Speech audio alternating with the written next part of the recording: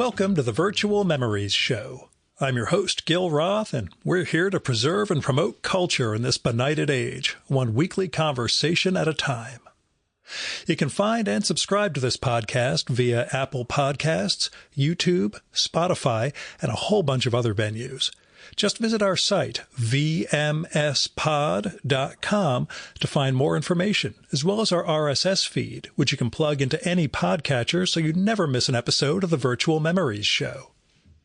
You can also follow me on Blue Sky, Instagram, and YouTube, where I go by vmspod, and subscribe to my semi-weekly newsletter at buttondown.com/vmspod.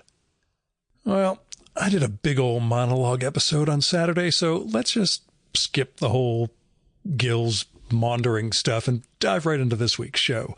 My guest this week is Dan Nadel, who has a phenomenal new biography out today from Scribner. It's Crumb, A Cartoonist's Life, and it is this amazing exploration of Robert Crumb, one of the greatest cartoonists in history and an important cultural figure, as if you don't know, you will pick up over the course of the book and this conversation. I loved Crumb, the book. I'm also a fan of Crumb's comics. It's a separate thing, but Dan does a really masterful job in this book, bringing together Crumb's family roots, the evolutionary leaps in his cartooning, like how he starts off as a greeting card artist and eventually discovers himself and in the process launches the underground comics movement. But he also, Dan goes into the personal and professional relationships, which are weird. Anyone who knows anything about Crumb and the 60s, 70s era and San Francisco and all that stuff knows things are strange. But yeah, he manages to bring all that in, along with the way that Crumb's work kind of mirrored and parodied and blew the collective mind of America. And the book is no hagiography. It's not, just blowing smoke here. As we'll talk about, one of Robert's conditions for cooperating with Dan was that this book cover warts and all. He did not want to see Crumb the saint. Robert wanted to see a real book that captured so much of his life, and Dan really succeeds in that. He also delves into, again, at Crumb's behest, the problematic aspects of some of Crumb's comics, the racism and sexism, some of which you can write off as of its time, but other stuff Dan will talk about extensively in our conversation, what it meant and what it was like to try to approach that in the course of, again, bringing together this guy's life. But taken all together, this adds up to just an amazing biography of a key figure in American culture. Crumb is important to America, to art, to comics, to, well, we'll just say self-expression in some ways. And Dan really manages to capture the significance of Crumb and the underground movement he was at the forefront of, but also the mind that was pushed to make art like this. The book goes really deep on Crumb's upbringing and how he and his siblings were all scarred by their parents' troubled marriage. And I thought I knew a bunch about Crumb, I'll be honest. Between his autobiography comics, Terry Zweigoff's Crumb documentary from the 90s, all the stuff in Brian Doherty's History of the Undergrounds that we recorded about, 2020, 21, something around there. But this book is a revelation. It brings so much of these disparate elements of Crumb's life together. And one of the things Dan talks about in this conversation, one of the really masterful parts of this book, is exploring how the art was made. Like how Crumb discovers different drawing tools, what he does with them, how he finds the cross-hatching style that becomes this obsessive style of his. There's an awful lot in here. And it's got a great segment or series of pieces about Crumb's music scene and the band he was in, the Cheap Suit Serenaders, and what it meant for Crumb to have a life that wasn't just hunched over a drawing table making comics. Dan manages to bring Crumb's world and his art to life in this book. So go get Crumb, A Cartoonist's Life. It's out now from Scribner. Even if you're not a comics reader or a fan of Crumb's work, you will learn a lot in the process of this, and not just facts of a man's life, but what goes into changing the way things are done. Because some of this book is about the business aspects of just creating the distribution, creating the underground market. There's an awful lot that goes into Crumb, A Cartoonist's Life. So I hope you'll give it a read. Now, I should also note, I was happy enough to talk to Dan just about the book. I have known him only in passing for a long time. So I was really looking forward to talking about his work as an art curator, his history in comics, and a lot of other stuff, as you'll hear. I should also note that while I have at least known Dan in passing for a long time, I always thought he disliked me, because whenever I met him, it was during comics festivals, and he always had this not so friendly vibe whenever we saw each other. As it turns out, he liked me just fine. He just hated being at festivals. So I'm glad we got together. Glad we sorted that stuff out. Only caveats here. His family came and went a few times during conversation. As cats come through, you'll hear them. You'll hear us reacting to the cats. You'll hear the cats eating. Anyway, here's Dan's bio from the book. Dan Nadel is a writer and curator. His previous books include It's Life as I See It, Black Cartoonists in Chicago, 1940 to 1980, Peter Saul, Professional Artist Correspondence, 1945 to 1976, and Art Out of Time, Unknown Comic Visionaries, 1900 to 1969. He has curated exhibitions for galleries and museums internationally, including the Museum of Contemporary Art Chicago, the Manetti Shrem Museum of Art, UC Davis, and the Whitney Museum of American Art. He is the founder of Picture Box, a publishing and packaging company that produced over 100 books, objects, and zines from 2000 to 2014, including the Grammy Award-winning design for Wilco's 2004 album A Ghost is Born. Dan is the curator at large for the Lucas Museum of Narrative Art. He lives in Brooklyn, New York, with his family. And now, the Virtual Memories conversation with Dan Nadel.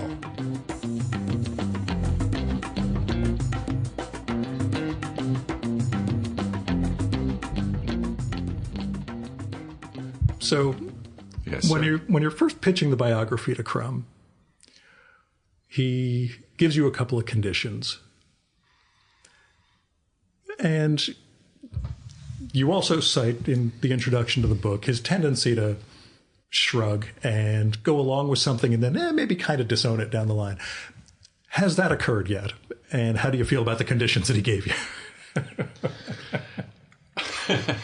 We'll get to the good stuff soon, but yeah, I just absolutely. feel... No, that has not occurred. Robert read the pre-layout manuscript for fact-checking purposes in April and May of 2024 and gave me a lot of notes, and that was it. And then I went, well, that wasn't it. Then I went to France at the end of May to go over any last questions or points of disagreement. We resolved things, and that was that. And at that point, he agreed to come over and do a little bit of promotion for the book, both because he wants to see friends here, and, well, really that. Yeah. But he's been very supportive of the great. book, actually. It's I mean, what's today? The 16th? Still got a month to go. Anything could happen. but he has been supportive. And the conditions he gave you at the outset to not make it hagiography, yes, to go into some of the challenging aspects of his work and of his life. How tough? How tough was it? Yeah. You know, not... What was funny about those conditions was that didn't set the course of the book. The book would have necessarily had to tackle all of that anyway. The fact that he made it a condition kind of offered an interesting twist that it was something he wanted. But it's also very much in keeping with his character. But I was glad, you know, I was glad that he was so game. It's such a funny balance because he, you know, there were those conditions. There were the sort of conditions of don't bother me too much. But then he can't help but get involved. I was going to say, so anybody who says that actually wants you to bother them a bit. So, a bit, you know. but it's you know, a fine but I line. wanted to be very conscientious about how much time I was taking. And, you know, the last thing I wanted to do was sort of colonize his life. And I knew enough about how he's, well, we all know enough about, not we all, but anybody that's been deep into Crumb, which is, you know, a certain self-selecting group, knows that people tend to kind of move in, and he allows it to a certain extent and then pushes them out. And I didn't want to be one of those people. And it is a bit of a struggle to, sometimes it's a struggle not to be one of those people, because one wants to promote one's work.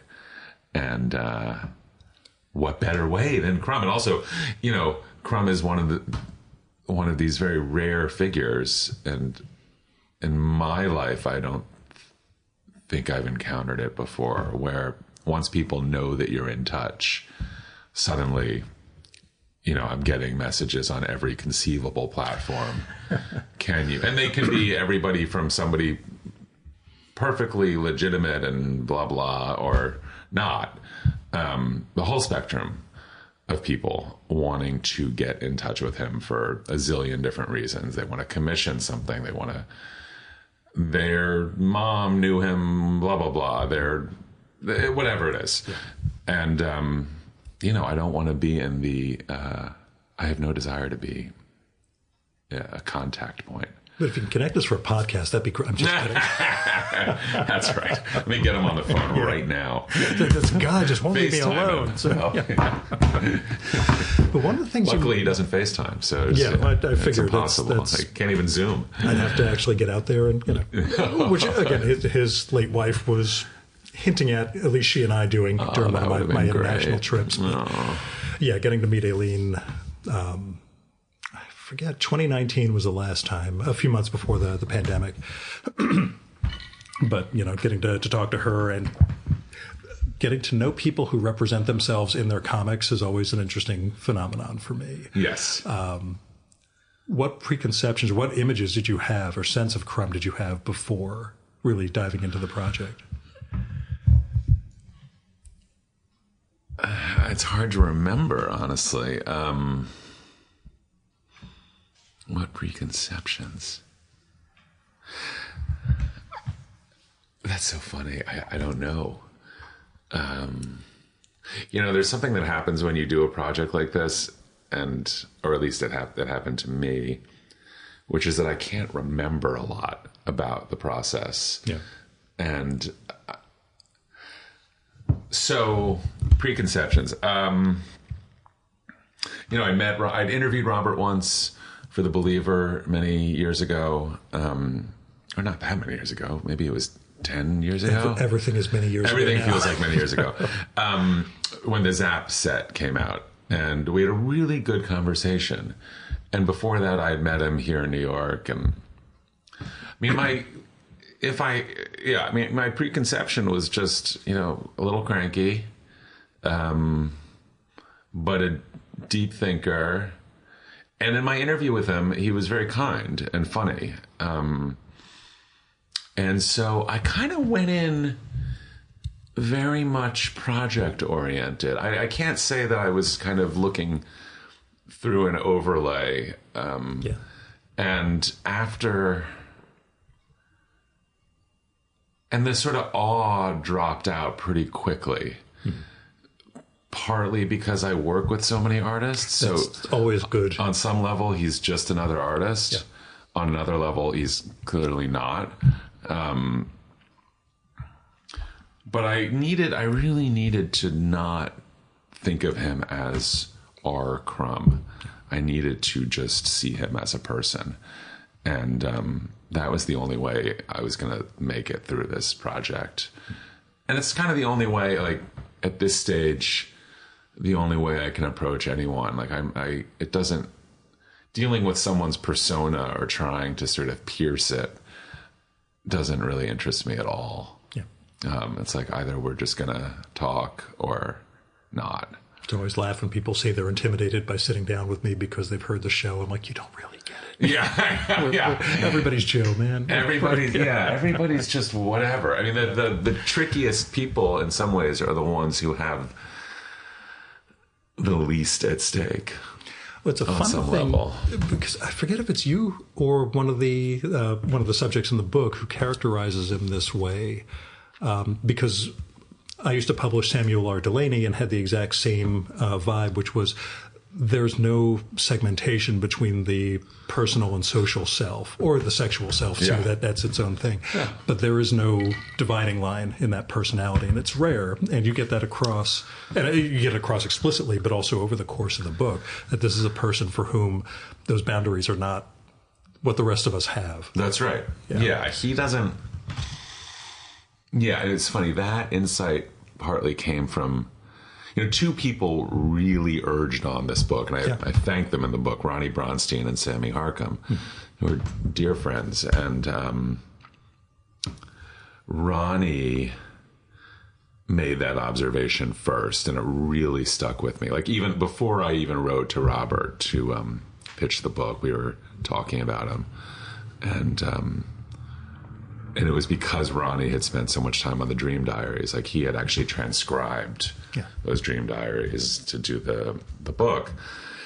And he said, he was just so struck by how these selves are seamless. Yeah. They're fully integrated. There is no plurality. It's just a singular self that Delany was the same thing. Yeah. It was just that sense of like, you're not hiding another person here. This is exactly who you are in whatever aspect you're facing out at. And you wonder about the rest of us.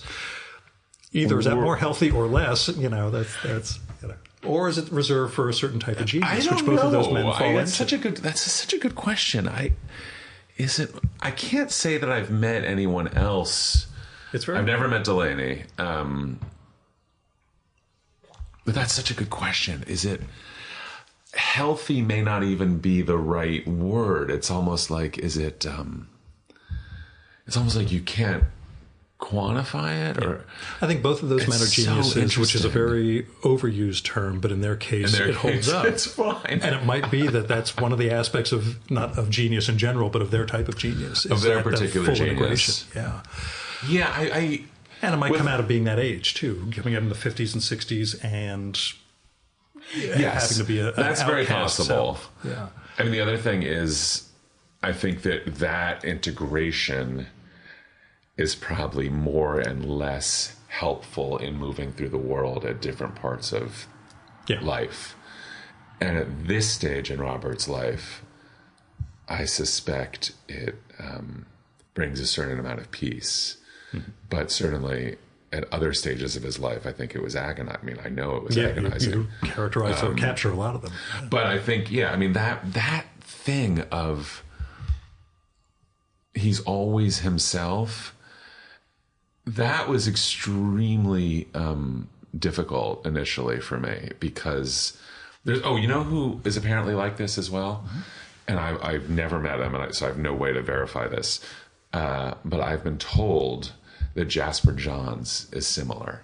Interesting. I'll have to ask, was it Judith Sullivan doing the big... Deborah Solomon. Deborah Sullivan. I've heard that Jasper is that as well. I believe that. And I believe it. Again, genius and that era, and... Absolutely. A little older, but... And when I first went to see Robert and Sove, I went with Elisa, my wife Elisa. We went over just for this visit, just to pitch him, basically, because he said, if you're serious about this, come over and we'll talk about it.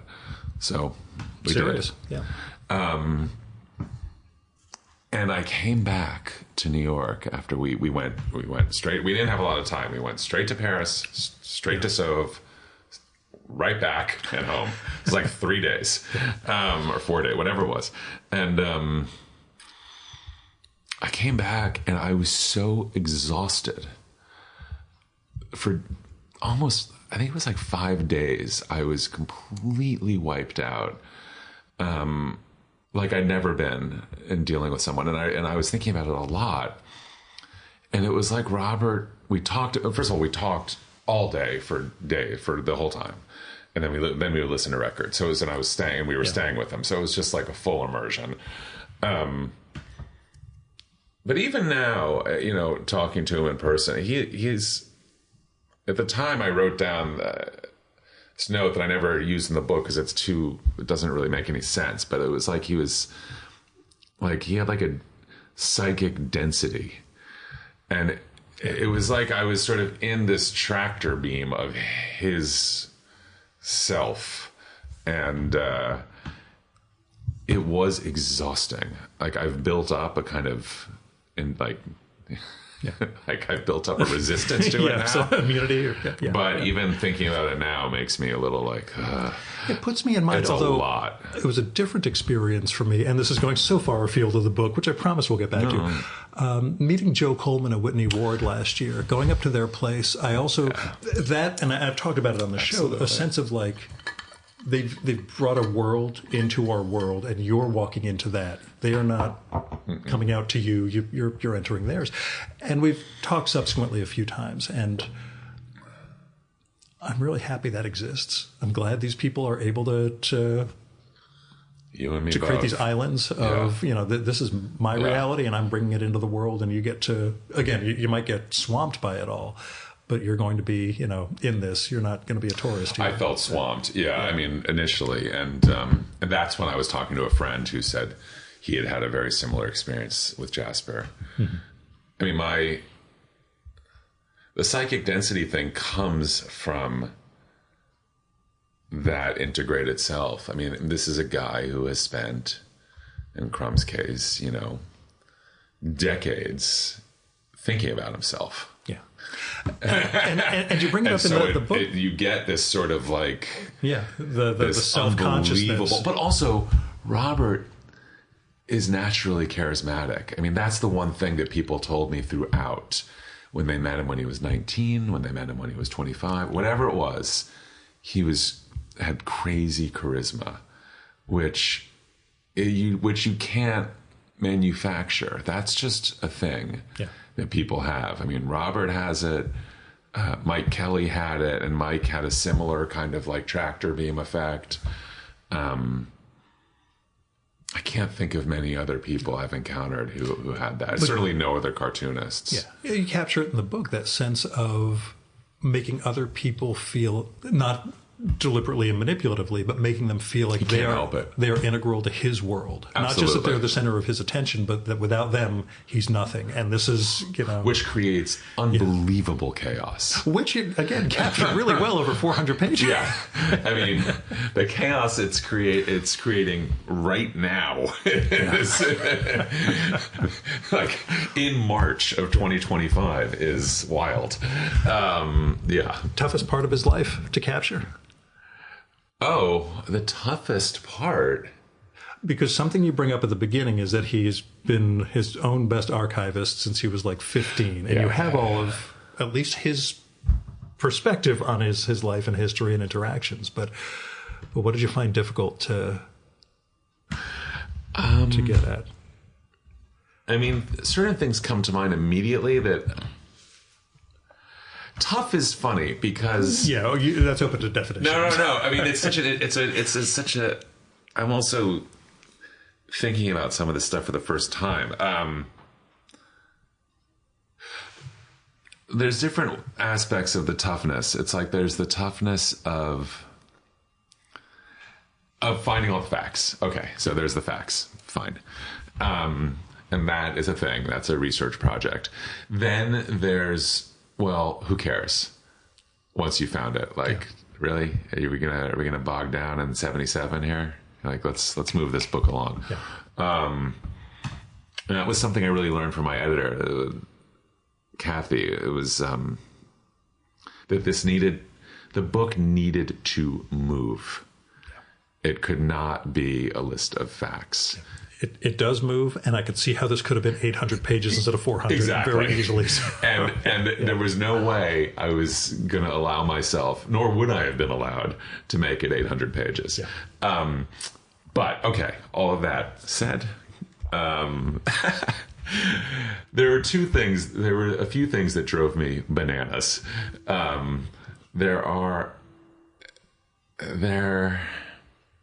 I would love to have had, and I don't even know that it matters, but if there are things left over in my brain, it's things like, I would have loved to have had a much better day-to-day account of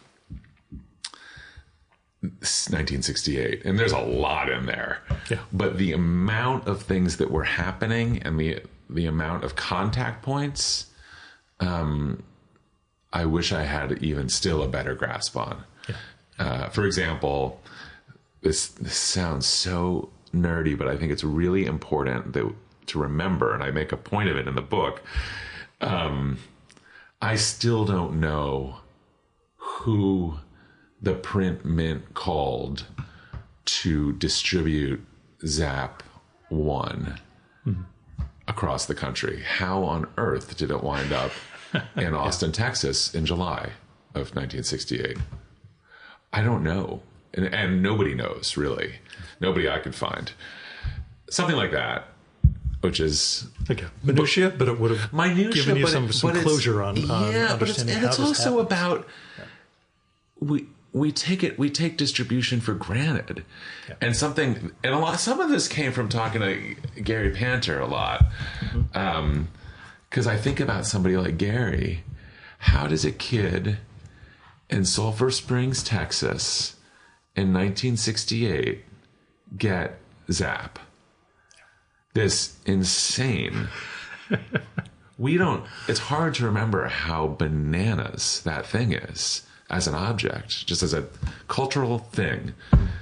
How does that get to Sulphur Springs in come on. It's not like we have head shops floating up all over the place. None of this. Yeah, everything we knew. That, yeah. But then there are times in the 70s that are very fuzzy.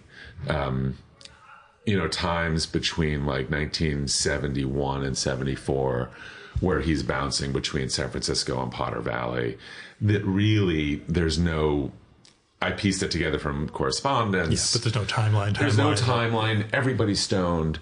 It's just a mess. So, like, that aspect is kind of unaccounted for in some ways, and it was a very busy time for him. That was tough. There weren't like things that were emotionally tough or narratively tough. It was more sort of... Well, narratively tough was the early 70s. Yeah. That was tough because I know... Part of it, you've talked to so many writers, so that part of the frustration of this kind of project is that, like, a lot of people are dead, and a lot of people were high. So all the time. Yeah. So, yeah. Or some people don't want to talk, which is fine. So... In the case of Potter Valley, Dana Crumb is dead. Very few people that knew her were either alive or contactable. And, people don't think narratively just because you want them to. It's like, I want to call whoever and have them tell me, oh yeah, on this was the date Sunday, March 16th, 1971, Robert was drawing a cover, So things like that were tough. And I mean, that's probably, those are things, that's real nuts and bolts stuff. So on some level, I don't know if that's really much of an answer. No, but that's good. That's a lot better than, there was a huge missing emotional core to this thing. And, I don't think there were, I mean, I would have loved to have talked to Dana for a long time. Sure. And I would have loved to have, been able to talk to Spain. I think that would have been enormously helpful, actually. I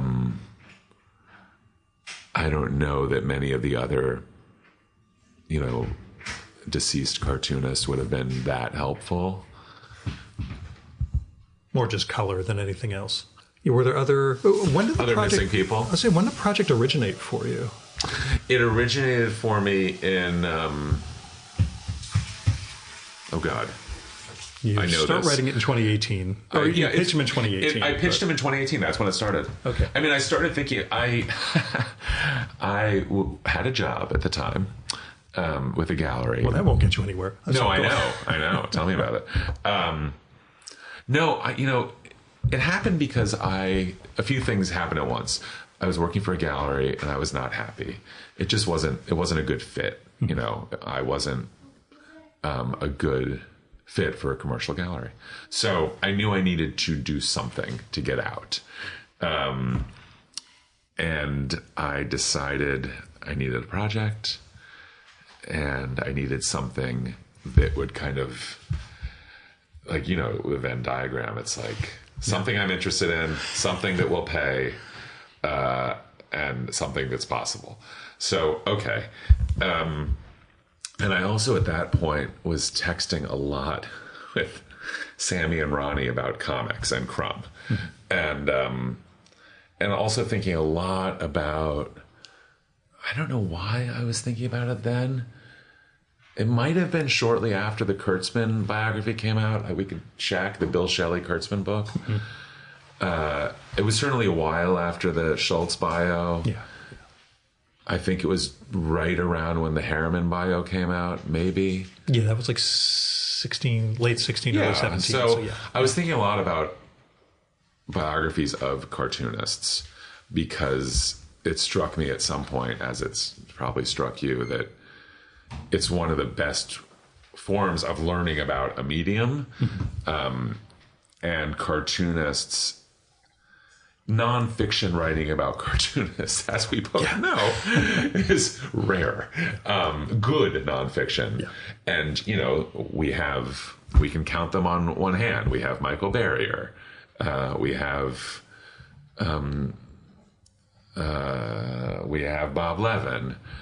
We had Spurgeon. We have... I go for Tisserand because of the Harriman book. 100%. Yeah. With Michaelis, I thought did a great job on Schultz. And then we have I'm going to forget someone, and really John Benson, amazing. And the one you forget will kick your ass during one of these publicity events. Yeah. I heard you on Gil's show. Oh, definitely. Very angry. Eddie Campbell, whoever, a lot of people. And now we can add Caitlin McGurk. Great book. Because otherwise we're stuck with a whole bunch of white guys. Which is very much that world. Us, yeah. This world. Yeah. And so anyway, at the time I was thinking, and I'm also like a big biography person. I just like reading biographies. And so I kind of did the math and thought, God, it'll be amazing to read a biography of Crumb. Because the way I was thinking about it was, you could tell in my mind, and maybe even in my letter to him, I don't remember, but certainly in conversation with friends, it was like you could tell a story about the history of comics and drawing and even a little bit of music. And America. Yeah. But that was not... No, okay. In the forefront of my mind initially. It was really like, I really want to be able to write about Karl Barks, but also... so that was what really got me going, is that you could tell this amazing story of all these fascinating cartoonists and artists and whoever and musicians, and that they all funnel up to this one figure in mid 20th century. And then you can, after that, tell a story about Mike Kelly and Gary Panter and Dan Clowes and all these other artists and Julie Doucet and whomever, Phoebe Gleckner, whomever, that he was this great synthesizer into which everything went and out of which everything came. So that was an enormously appealing factor for me. And the first draft of this book was much more like a cultural history by accident. Yeah. I sort of hadn't figured out the narrative yet. And so that was a bit of a problem. I was like, wait a minute. Well, what was the narrative hook? Simply, trying to attach a chronology and I needed the theme. I didn't get to the sort of don't tempt fate until I think after that first draft. Okay. And then I had to kind of thread it. And then it all made sense. And I found the thematics to thread through. But I hadn't quite found those yet. I had all the stuff I was interested in. Yeah. And it turned out that, the most interesting thing in some ways is this don't tempt fate and this sort of Robert's martyr complex, martyr savior complex. And mystic. And very mystic, not in a guru sense, but at least from a searcher who believes in the knowability of the world and the universe. Not just searching, but somebody who believes there's something to be found inside and I know. In the cosmos. Which of course I don't relate to at all. Yeah. But I respect. Yeah. I just don't. You've realized that but you show it as a theme, especially in the second half of his career. Not just from the 2000s onwards. I'm thinking really from the 70s beyond. It really starts to, once he starts to understand who he is. Yeah. Yeah. I mean, I think that's the beauty of the work that in many ways is sort of underappreciated or has been overshadowed by either the sketchbooks or the 60s stuff, is there aren't many other cartoonists who produced work that is so thoughtful and probing about historical figures and using them as a way to explore themes in Robert's own life. I mean, it's really fascinating. And then to do that right alongside a Bitch and Bod. I mean, he was really at the height of his powers as an older cartoonist, which you see in the book, that letter from Clowes, like, and in a way, like now Dan is in his early 60s and absolutely making his best work. Yeah, that's another tendency you bring up in the 2000s and beyond, that line that Crumb has about older artists. Tighten up. Yeah. This, by the way, ties back, we were talking off mic before we started about Bill Griffith. Yes. When I met Bill the first time, I said to him, I'm just kind of amazed, all these decades of doing Zippy, daily, that, you haven't developed a shorthand for a lot of this stuff. It's so finely detailed. He's like, I get tighter every day. My drawing gets tighter and tighter. That's how I develop. And I'm like, in my 60s and beyond, I'd start looking at ways to cheat a little bit. He's like, nope, that's not what's going on up here. He is looking finer and finer with every passing year. And that's interesting, isn't it? I mean, I wonder, because we're not practicing artists and we think of, what we would do. But also the traditional take on late work. And if you look, de Kooning or Picasso, whoever, it always loosens up. It turns into gesture. Alex Katz, it becomes the sort of athletic memory of what they did. Memory. And that's not the case with Bill. And I don't think with Crumb. Or I'm trying to think who else, or Kim Deitch for that matter. I mean, it's or Charles. Like, it's fascinating. In some ways, Griffith, everybody's different. I think Charles is like going deeper into his sensibility. Robert, I think, has to remember to stay loose so that he can get through a comic, which he's, I think, getting better about now. But yeah, it's late style is a deep topic. Yeah, late style. Luckily, we're still young men, right? Very young, and full of energy. Well, actually, I realize you're 5 years younger than me, and I'm 54, which means you've got something ahead of you. 48. I'm still. Yep. You got a big one to look forward to. I'm a go-getter. Favorite crumb? Favorite crumb? And first crumb. Do you remember first exposure? First exposure was American Splendor. Okay. Did you get him? What do you mean? Like, I didn't get Crumb when I first. I was coming out of a superhero world, so was I. Okay, because it was. I was very lucky. I grew up in Chevy Chase, Maryland, and my comic store was Big Planet Comics. Nice. So, I'd been going there since I was in like second or third grade, and when I hit sixth grade or so, is my memory. It does seem a little young, but. We got exposed to things we should not have been exposed to at certain ages, but yeah. 6th or 7th grade. Go Gen X. Joel Pollack turned me on to Mouse. It was just the first volume. Yeah. And then at some point I was in a comic book convention. My parents used to, I was like 13, I guess, 12 or 13. I'd just go to comic book conventions by myself. Because there were some nearby, like I felt like almost every other month. Mm-hmm. Anyway, I went in, and the dealer was like, "What are you interested in?" And I think I might have said like, "I just read Mouse or whatever." And here, kid, let me melt your brain. Yeah, he handed me the American Splendor collection, the first collection with the Crumb cover of Harvey on the couch with Letterman, and that blew my mind reading that, and it made perfect sense. I don't know why it made sense. Yeah, it took much longer for me to get perfect sense out of comics, out of superheroes. It was really college years. I stayed with superheroes. Yeah, but I didn't get the indie world until, again, I would have been late 80s, early 90s when you transitioned from superheroes to pre-Vertigo, but, there was an edginess to some DC stuff, and then Clow's Bag.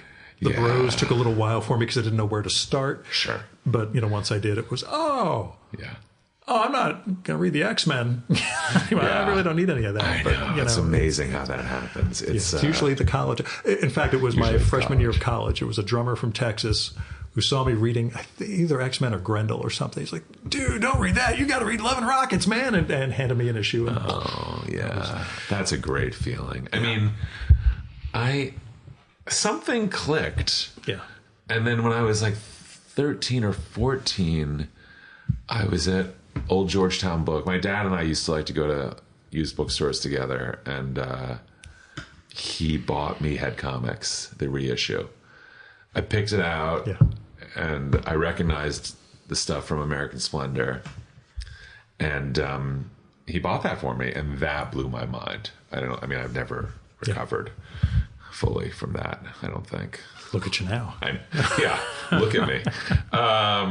So that was a big one. And then, I was lucky. I had a great comic store, and I worked there in high school, so they let me borrow all the Love and Rockets books so I could catch up without having to buy them all, Because when we were kids, money was money. Yeah. Money was money, and there were a lot of those books. Again, that was my thing. Like, I don't know what the first one is, where you go. Like 10 of these. Yeah. What the hell am I going to do? Stupidly, the first issue I ever bought was first series Love and Rockets number 28, which was Flies on the Ceiling, which is one of Jaime's greatest stories. That I had no context for. I was just in the melted down post Alan Moore thing. I'm like, oh my God, this is insane. I got to go find out what the hell is going on here. But you never really do. But it brings you into another world. But favorite crime? That stuff is so great. Oh yeah, God. My favorite crumb. And did you see the originals at the Cause exhibit? Good God, amazing. I've seen some great originals on this. On this project. Lately, for a long time, my favorite crumb has been Walking the Streets, which I think is kind of... To me, that and Don't Tempt Fate are the two, but particularly Walk in the Streets is the key to everything. And is a total masterpiece of cartooning. Just one of the greatest displays of cartooning ever. That, and then, if I had to choose like a second, I don't know what it would be. Demon Girl Without a Head. I'm just kidding. Demon Girl Without a Head, yeah. No, I mean, you look back on things like Meatball or Life Among the Constipated. I love the tabloid material from Yarrowstocks, like Life Among the Constipated, things like that. The year 1967 is probably the best year of comics for him until the 80s. And so that work, which mostly has not ever been really well reprinted because it was all for tabloids. But we're going to change all that. You'll see. The challenge you mentioned before, though, writing about cartooning. Yeah. And about the technical aspects of cartooning. Yeah. Knowing that, like you say, there's a self-selecting audience for this, but you're looking at a broader audience that just doesn't know what goes into why somebody would use a rapidograph versus Croquill and what you're getting from that. Yeah. How challenging was it? The challenge, like one of the things I most wanted to do with this book, you asked, like, what was I? Yeah. Was talk about the drawing, because I've spent so much time with cartoonists, and I'm always fascinated by that. But I am also keenly aware from museum work and being around non-cartoonist artists that nobody really understands how the hell these things are made. And if you don't understand that, if you don't understand what it is, what these are as drawings, I think you lose a lot. And I think that you lose if you don't really understand what goes into it, from everybody from Bud Fisher to Carl Barks to Chester Gould to Swinnerton to Klaus to Robert to whomever,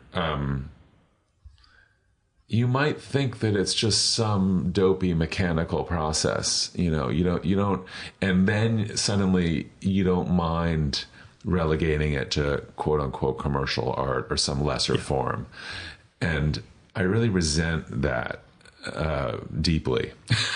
Not from a nerd perspective, although that's certainly part of it, but as a historian and as somebody who really cares a lot about these artists and this medium, the lack of understanding, I think, has been really detrimental to how it's been preserved and displayed. And so that's my spiel, I guess. But understanding how it's made and understanding that, like, the reason it looks a certain way. And let me back up. This is a funny nerd story that you and two other people will appreciate, maybe Klaus or somebody. When I was growing up, and I was a big fan of comics, and one of the things that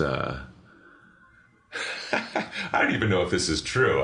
I've never looked into it, but it's always stuck in my mind. Joel told me once that the illustrator Franklin Booth, who was like a late 19th, early 20th century illustrator, didn't realize, and this can't be true, but okay. And now that I'm saying it out loud, I can't believe I'm saying this out loud. That Franklin Booth drew the way he drew because he didn't realize that etchings were a mechanical process, so that, like, the lines were cut into a plate and printed, and so Booth imitated that in pen and ink. Yeah, he was reproducing, which is insane, a plate. Yes, technology on paper. Which is like, hello. And then fast forward, because when I was a kid, I was, like so many others, a Bernie Wrightson fanatic and obsessed with Bernie Wrightson's Frankenstein. And what is that but a guy drawing like Franklin Booth, who was drawing because he thought you had to draw that way. It's like so many levels of misapprehension. So, but that is fascinating because, you know, there are people in this world who I know and who exert a lot of influence who really think, and I'm not going to argue that like Bernie Wrightson's Frankenstein is one of the greatest artifacts of the 20th century. And maybe it is. Probably not. But it's... To them it is. It's pretty awesome. Yeah. Whatever it is, it's cool. I think it was on the show that Carl Stevens said that his great revelation as an artist and a cartoonist was seeing the originals and realizing there was whiteout. Oh, that was his moment of, oh my God, Bernie Wrightson wasn't perfect, even though the final product is absolutely perfect. And that was his... There's freedom and liberty in making. And also, once you're an adult, you also look at those and you're like, "This isn't really a very good drawing." Yeah, but it's okay. He was a teenager, and that was his thing. Yeah. So all this to say, I was fascinated by this idea of like Robert's this tradition that goes from like Bud Fisher up through whomever, up through Noah Van Sciver, whoever. And it's all a tradition. It's a tool tradition in a way. It's a craft tradition in addition to a tradition of a medium and a way of thinking. Yeah, it reminds me, we saw Hand Drying in America, that Ben Catcher collection over there. Great Ben and work. we did a live show early in the history of the podcast over at the New School.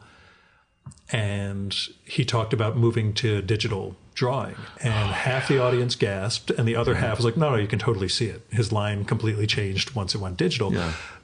And that tied in with, we were at a event at one of his symposia about, somebody was discussing beforehand selling an artist's artwork. And Ben was just, nobody'd be interested in seeing my stuff. That's just printer's instructions.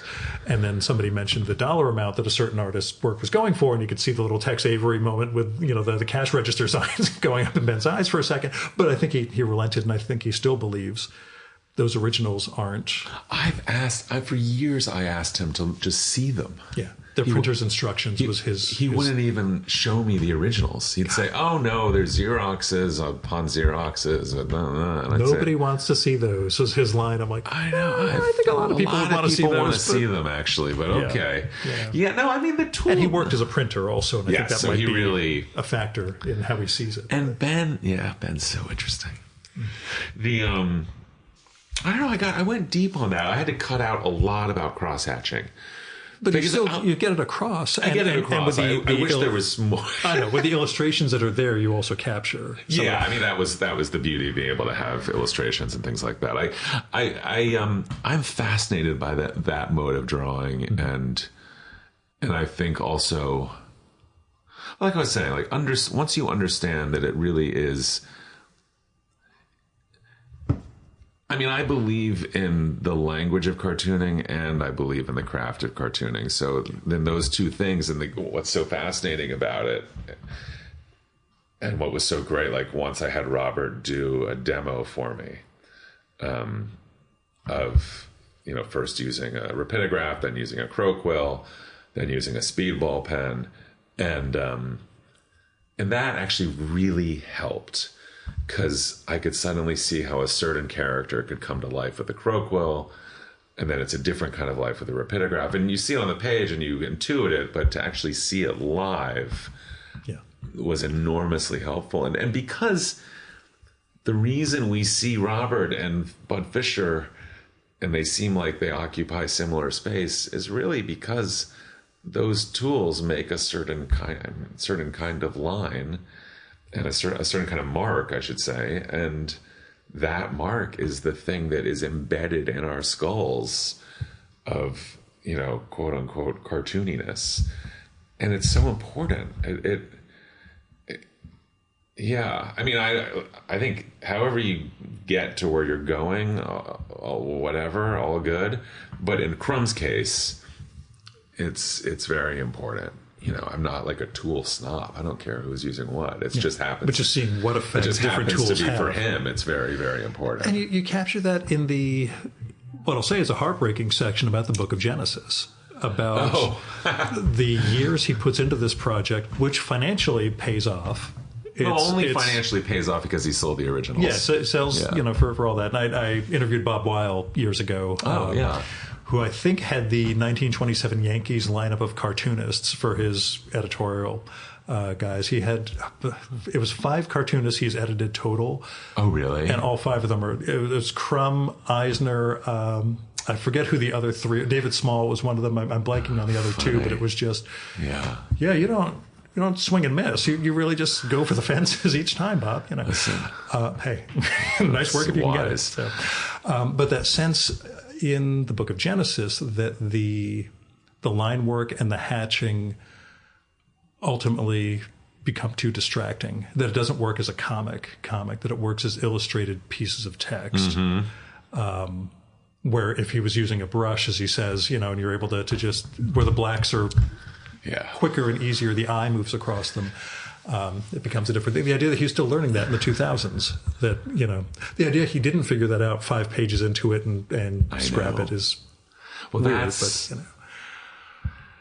I mean, Genesis is funny. I have all sorts of... I really came to appreciate it. And for some people who are not comics people, Genesis is... I have a good friend for him, Genesis is the towering achievement of Crumb because he sees it as one of the greatest feats of drawing ever. And I agree with that. I mean, as drawing, it is unparalleled in comics or anything, really. And then there's this argument, Crumb had such a funny exchange with Groff in that Comics Journal issue about and then he and I talked about it. It's sort of like, well, who says, and he's being a bit of a wise ass, but because he knows. But there is a part of me that's like, who says, like Prince Valiant to me is a great comic. Is it?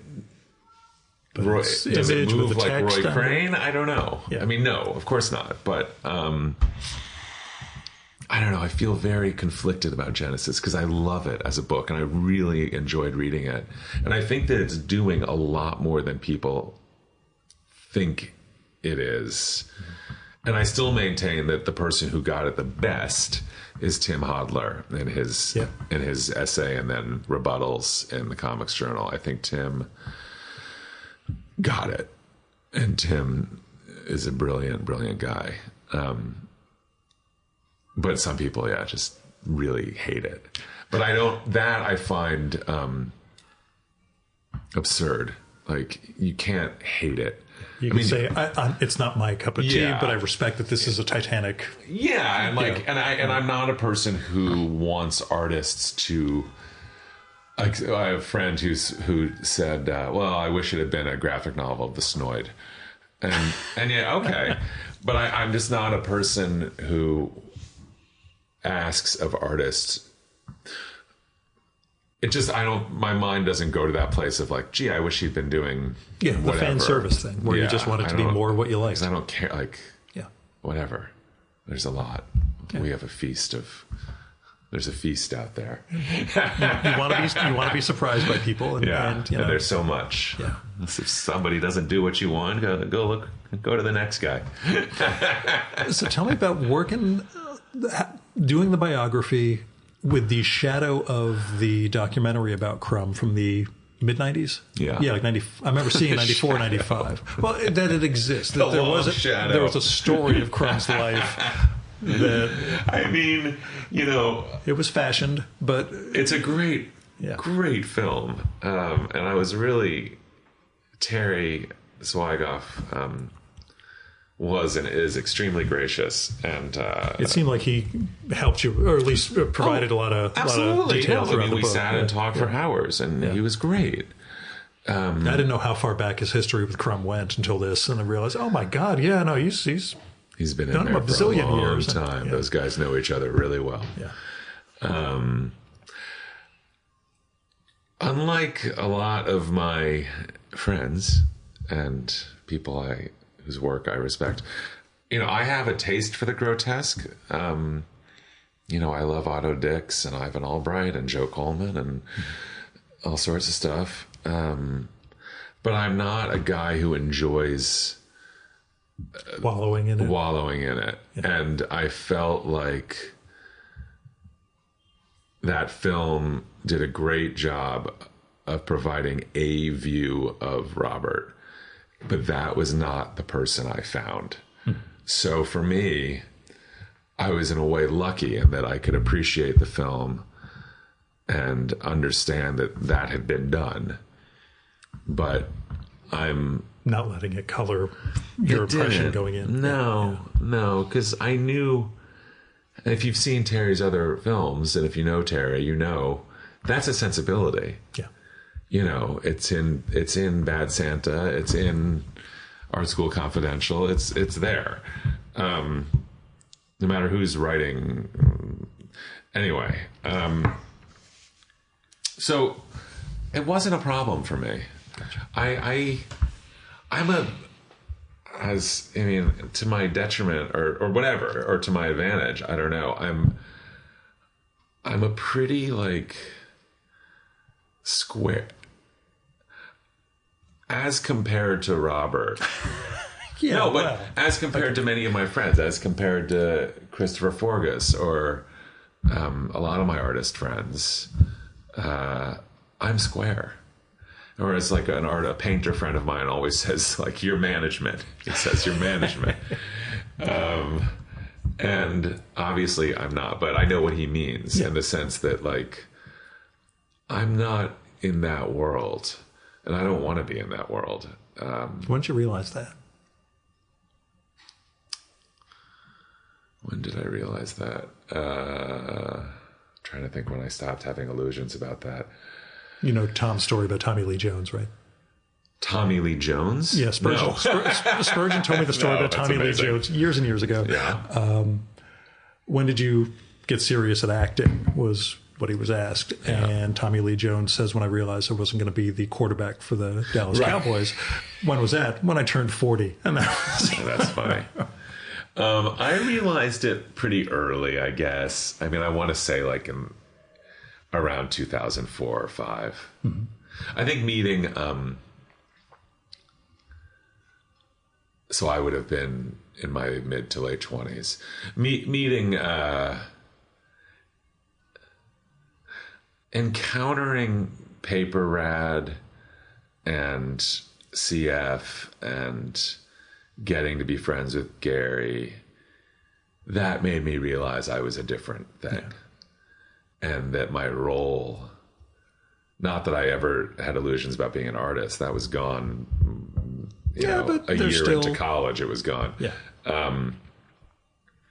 But I knew at that point that I could have a role, and that in order to have that role, I had to keep my shit together. In fact, the best advice I ever got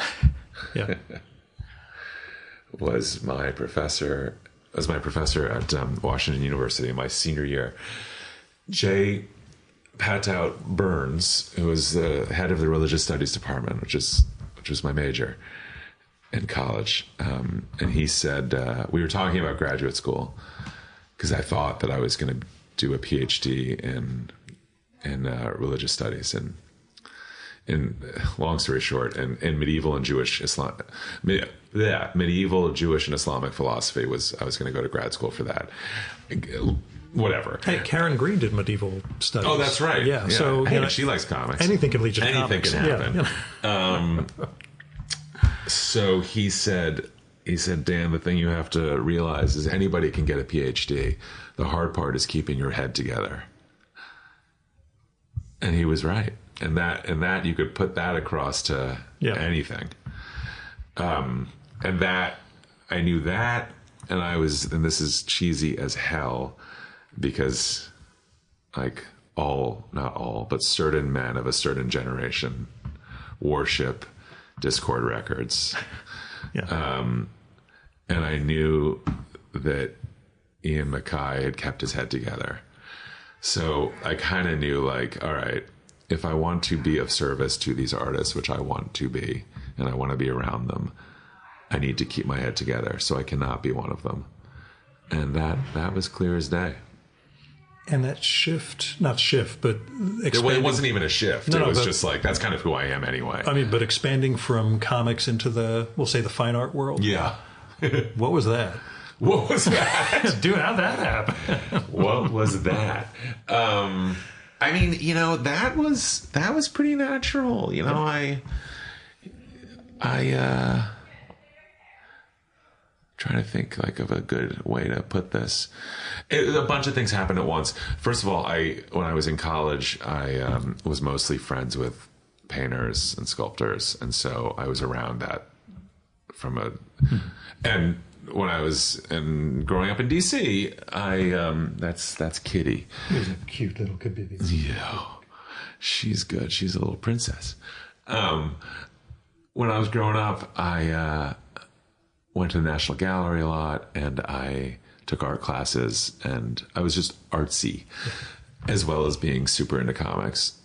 And when I moved here to New York, after realizing that I was not going to be a professor of medieval Islamic and Jewish philosophy, I did a year in Jerusalem and realized this was not for me. Came to New York, and I got to know Gary starting in like Panter? Yeah, Panter. In I'll tell you off my first and second Gary Panter stories, good, but those are ones that don't make it out of the show, but they're good. I got to know Gary through Mark Newgarden. I was pretty like, one thing my mom taught me was, nobody can hurt you on the phone. So when I moved here, I had one connection, which was a guy named Steve Heller. Oh, yeah. I've recorded several times with Steve Heller, and we still think there should be a documentary of everyone Steve gave their first job to. Oh, 100%. Yeah, he completely doesn't want to hear that, but it's like, no, there's the number of people who say that he was the first person to it would be an hire amazing piece of whatever. Yeah. That'd be incredible. I went to see him. He picked up the phone and called Art Spiegelman. Yeah. And that was my first job in New York. So I worked for Art and Francoise on Little Lit, which is how I met Chris Ware for the first time. And it gave me a lot of confidence. And then we started the Gonsfeld, me and Tim Hodler and Patrick Smith. And somehow I just started calling people. Anyway, so I got to know Newgarden, and he put me in touch with Panter. And Panter moves you into the art world because he... Sort of. I mean, Gary opened me up to the Harry Who, to the Chicago Imagists, and that leads to a lot of other things. But really importantly, in terms of contemporary art, discovering Paper Rad in like '02, they were already had a thoroughgoing art career, and as did Forcefield in Providence. And Forcefield was in the Whitney Biennial in '02. And so it just, when all that stuff was happening, it just made so much sense to me. It was like when I discovered American Splendor. It was like, it just went step, right into my brain. Just, connected, right like it was made for me. And I immediately saw, oh yeah, of course. And then I met Frank Santoro here. He was living here, working for a painter named Francesco Clemente. And Frank was already hooked into a really interesting community of artists that revolved around a gallery called Canada, which I highly recommend visiting. Canada at that time, which was the early 2000s, was this amazing, scrappy place that showed great artists some of whom I later published, like Joe Bradley and Brian Ballad, Catherine Bernhardt, some of whom have gone on to amazing things. Frank introduced me to all of that, and became, one of my closest friends and a wonderful friend, and opened my mind up to a lot of ideas about painting and contemporary art in a way. It's one thing to look at the sort of performative installation based work of Forcefield and paper route and video based. It's another thing to sort of step in another direction and see that there's all this interesting work going on in painting and sculpture, and it's happening in kind of like-minded cohorts, and they're all, you know, my age, and so I kind of dropped into that. And then how did it all, you know, the Gonsfeld, I got my first offer to curate a show. It wasn't an offer. I muscled your way in. Yeah. I shouldn't say it was an offer. It wasn't exactly an offer. Made them an offer they couldn't refuse. Adam Baumgold Gallery was showing Saul Steinberg, and I think I cold called him and said, I published this thing called The Gonsfeld. I want to do a show. And because I had published, I think, Chris Ware, and I don't know who else that was desirable to him. I think there were other people that were desirable to him. He let me curate the show, and I just kind of kept going. And also I ended up really specializing in those Chicago imagists, and that led to doing a lot of work with them and kind of bringing them back to New York after decades away. And it just kind of built and built and built to the point where, you know, I'm working for the Whitney now and the Lucas Museum, and led to a lot of museum work. So it just, to me, it always, the idea of this schism between comics and art, on a market level, of course, I understand it. Historically, of course, I understand it. But I think it's insane. I mean, I shouldn't say it's insane. That's a bit dramatic. To me, it's natural. It should be part of the dialogue. Like, there was a moment, and it, unfortunately, I think kind of passed, of real pluralism. You know, if you look at that, again, not to harp on the '02 biennial, I mean, it's so long ago now, but, you know, that Forcefield was in that, Destroy All Monsters, Chris Ware, like, that's pretty interesting. Yeah. And the other thing that opened my mind, you know, comics should be much more in the dialogue than it is. And, but it is, you know, it's better than it was. And I think it's going to keep evolving, but that's how I wound up in it. And I take great pleasure in both. And the artists I'm sort of most interested in, maybe. That's not true, actually. A lot of the artists I'm interested in are interested in all of it. And Gary Panter was, you know, I've been very lucky because, probably like you, growing up, you read these interviews in the Comics Journal, and you know, you read an interview with Seth, you read an interview with Chris Ware, you read an interview with trying to think of the other great interviews that like blew my mind. Seth's interview really blew my mind. I remember, I'm pretty sure Jaime and Gilbert's interviews did too. But Seth's is the one that really sticks out. And I think it was because he's talking about Booty Rogers and he's talking about John Stanley. And it was just like, oh my God. There's lineages here and ones that you don't necessarily. Yeah, I mean, those interviews, that's why I did Art Out of Time. I mean, 100%. Like, and also just getting to know Newgarden and Panter, and it's like, oh my God, there's a history here that has not been explored. So how much did the books you've done and the curation work prepare you for this? Or was this its own thing? No, this is all biography in a in. different world. The actual, you know, I mean, research and writing is the research and writing is a whole other bag. But it prepared me a lot. Because, you know, spending as much time as I have with different artists and working in as many different ways as I have, it prepared me for like a lot of different kinds of situations. So, and understanding, like, having been in publishing, let's say, or in museums or in galleries, it means that when it comes time to write different passages of Crumb, I know what it is. Like, I know you definitely show a facility for conveying what's going on in those gallery sales, particularly in the way it's shown and what it all I understand means. what it means even in publishing, like I understand what it means that he had a mainstream hardcover book of comics out in 1968. You know, and I understand. So it all prepared me a lot, but especially spending time with cartoon. I mean, spending as much time as I have with Panther and Frank and Sammy, and you know, it's taught me a lot about cartooning and about kind of camaraderie. And I think that helped me understand what it would be like to say, you know,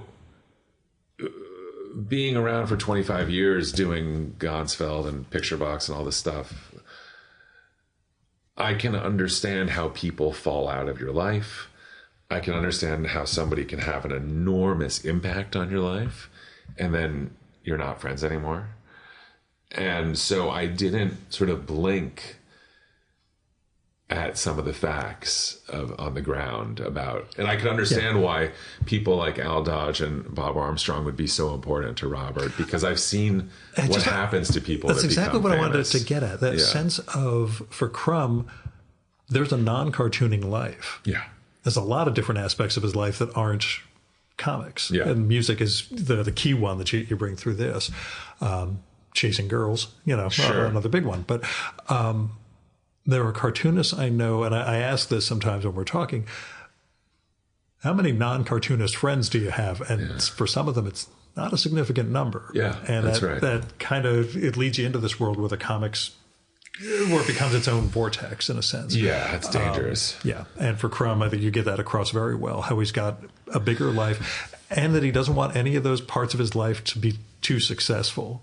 You know, like the music and everything else. No, I don't want to turn this into an album. I don't want to, you know, now it's turning into Bob Crumb and the Cheap Suit Serenaders and everybody's coming to see me and it becomes, a different thing. A different thing. And I mean, but the one area he is comfortable doing that in is the form that he almost creates in terms of the undergrounds, that he's fine with being the driver of, in a way. Well, I think so. And I think also because that is, I mean, he does have to make a living. Yeah. So there's that. But it's also, it's the thing that from a young age he wanted to do professionally. Yeah. So or it was beaten into his head by his brother. But although even then, I mean, he makes a lot of that. And it is absolutely true that Charles trained him. Yeah. But it was Robert who wanted to make it a career. Sure. Yeah. And who tended to that career. I mean, Robert, you know, for all his like, I don't know what I'm doing. Yeah. If you look at that whole generation, aside from Bill Griffith, has anyone had a more successful publishing career? No. Right. So that's not an accident.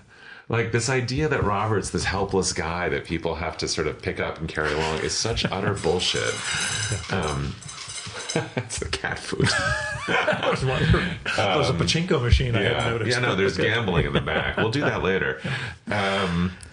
You know, it's not that he's a shark or like out there hustling, but he hustles. But he was managing it as a business. Even when you go into the amount of pages he had to make any given year. He works. I mean, he ran Weirdo. You know.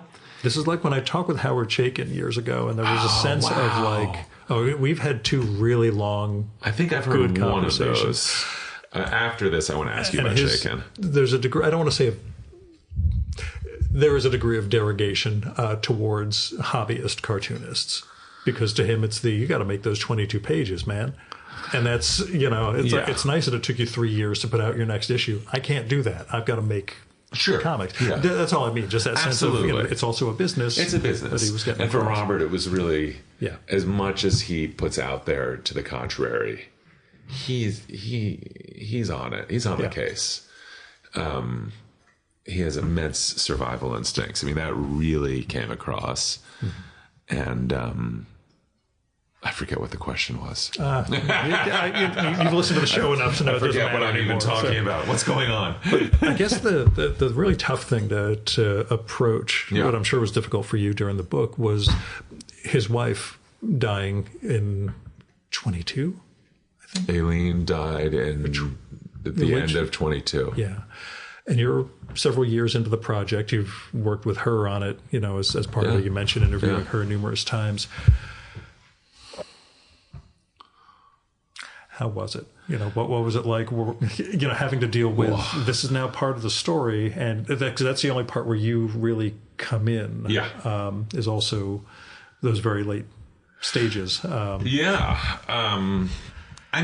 was without violating his privacy or anything like that. Although, as I told you before, this Bill Griffith went through a bunch of stories about the two of them. Sure. There's nothing. Aileen. So, I write about it in the book, I guess. I was very sad. I was very, as I get very attached. No, not attached. That's not the right word.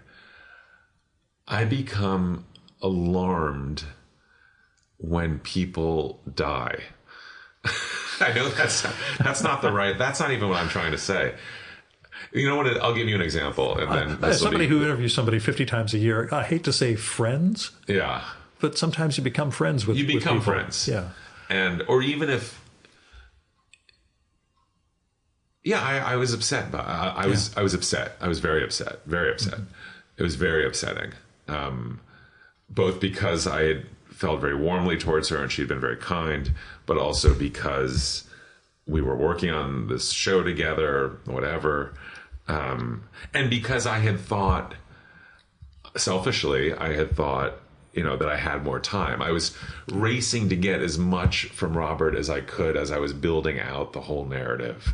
And then I was talking to Aileen, but there were still things I wanted to know that I'll never know. Yeah. And, it was very hard. In terms of the process of the book, it suddenly altered the whole narrative. And I wanted to be sensitive to it.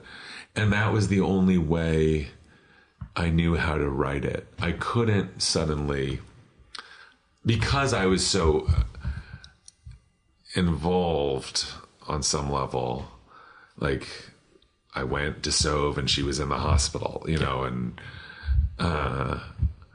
I couldn't sort of keep up this sort of third person thing. And so I just, it was sad. It was very sad. And I wanted to sort of do her justice. It made me want to make sure that she was well represented. Yeah. And in the way, again, there are other Aileens. There are other Roberts. These are the people that, because I'm a bit of a square, yeah. and because I am not, these are the people I found, and I wanted her, and the woman I found was the woman I write about in the book. I think that somebody else would have had a whole other, not a whole other, the facts are the facts, but a whole other sense of her that I'm not interested in. Had she reviewed any of the stuff you'd written about her section or not? I know you'd interviewed her and you said, Bob, it was stuff, but just wasn't sure if you'd gotten that far when she got before. sick. Yeah. I thought that we had, initially the idea was that, we'd have she would have a couple years or a year at least. So I quickly put together that chapter that's really introduces her. I put together all the notes for that in note form and just said, if you are able to read this while you're convalescing, I'd love feedback. And she wasn't able to. She went too fast. So Robert reviewed it all. And I had a good, her friends were wonderful. Yeah, And Betsy Kincaid comes off really well in terms of Betsy Klein, I'm sorry, in terms of giving you Betsy was amazing material. to talk to. Yeah. Betsy was wonderful, and her friends and so were wonderful. That it's like the old adage: you learn a lot about someone from their friends. But the fact is, as with Robert, people had things to say about Robert that were like, he flaked out on this, blah blah blah. Who cares? No one had a bad thing to say about either of them. And I interviewed over 150 people, and people that had every right to dislike them for whatever reason. But nobody had a bad thing to say. So that, not that they're saints by a long shot, but people understand that life is complicated and, there's gray area and all that jazz. So... yeah, I had kind of had this idea in my head, frankly, that the next book, I thought maybe I would do one of those Jewish lives on Aileen. Yeah. Like one of those 150-page books, and that's impossible now because you need she's her gone. Too much. I would need so much more. And there's nobody around that. I mean, there are people around, but it just wouldn't work without... really being able to dive into different parts of her life that I don't have a good sense of. And I hope, I've told Robert this, and there are people that I shouldn't say there are people that would help me with this, but, and help Robert, that there's more publishing to be done of Aileen. And it's right there. It's just a matter of who's going to allow it or make it happen. Yeah. So before I ask the other next book question, which we'll hold off on because right now we're still a month away from this one coming out. To get back to the initial question about Crumb's conditions for the book, approaching the sexism and racism of the comics and highlighting it, not writing it off as, it was the times, figuring out how you were going to approach it. I'm thinking it was before the pandemic at SPX. I think there was a whole cancel Crumb thing that happened. I was at that awards thing and I wasn't there, and Carol Tyler got really angry about it all. How do you look to approach Crumb in 2025? Given modern sensibilities, and what some of that art was. So, a few things on this is super interesting. I'm preparing you because this is going to come up again and again during the tours. I know. I thought you might think I was going to ask that at the very beginning. No. Now that I've softened you up. You've buttered me up. I mean, it's a few things. It's like, that SPX thing, I get it. But ultimately... the idea of a young cartoonist at a place like SPX shouting down Crumb is so hilarious to me because, of course, SPX exists solely because he exists. My great SPX story is still the 2012. I'd started doing the show a few months before. Tom Spurgeon calls me and says, "Hey, we're meeting down at the bar. Come down." I sit at a table with him, the Hernandez brothers, Klaus, I think Ware or Bag, and Adrian. And I just hide behind Tom and Eric Reynolds because this is Mount Rushmore. This is, the pantheon.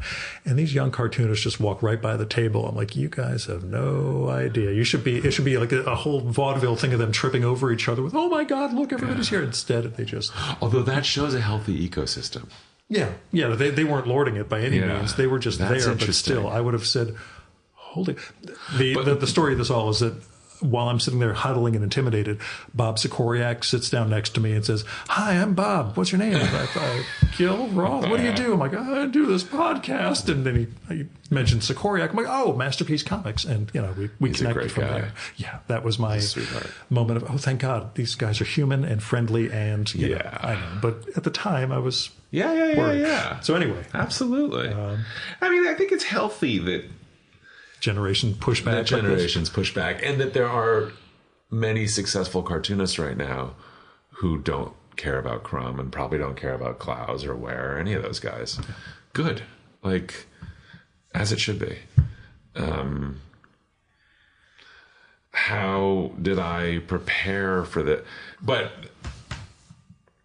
the content, you bring it up in the book. So I came at it I was lucky. While I was writing the book, I was working for a museum at University of California, Davis, the Manetti Shrem Museum of Art. And I was also doing a show at the MCA Chicago. And both of those shows had content. Not both of those shows, sorry. Both museums were very aware of the various controversies around content in general. You compare them with Philip Guston at one point in the book, sure. And that's certainly most recently the one who's, Go on. And so I've been in conversations about certain painters and sculptors and whomever. How do we deal with this? How do we deal with this content? And so I wasn't coming at it from a reactionary point of view of like, how dare you bring it up? It is fucked up. Like, yeah, of course.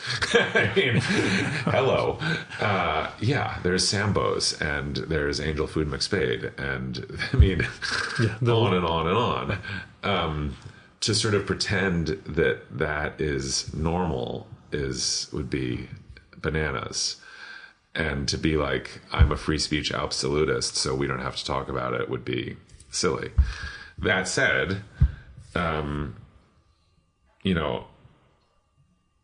someone who believes that art should be very difficult. So I don't, you can imagine what I thought about the Guston thing, which is just like the absurdity. It's the left eating itself, but also the absurdity of it all. It's just, as Peter Saul would say, it's just art. It's harmless, which it basically is. I mean, especially, we know what real harm is. So there's that, but it does need to be contended with. And yes, there is a great isn't the right word. There is a long tradition of well-meaning white men making art about race and sex that doesn't hold up that well 5 years later.